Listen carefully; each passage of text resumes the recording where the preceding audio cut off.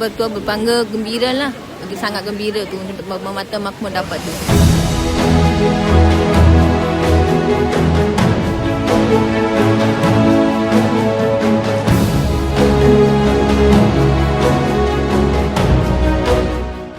Lagi senang Pemata Makmur ni kena dapat barang ni.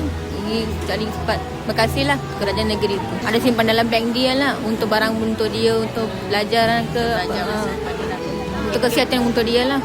Terima kasih kepada Pemata Makmur untuk dapat yang Ketua Datuk Seri Raja Haji Wan Rosyid Wan Ismail.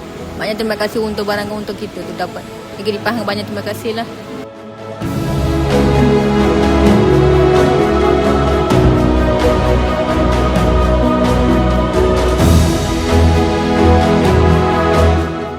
Rasa bertuah sebab yang anak first tu tak dapat. So yang kedua ni dapat. So memang macam luck jugalah. Terima kasih kepada kerajaan negeri dan juga Menteri Besar sebab bagi sumbangan ni kepada anak-anak yang lahir tahun 2025 dengan 2026 supaya program ni akan berterusan lah, dapat meringankan beban rakyat ataupun sumbangan-sumbangan lain lah. Terima kasih banyak.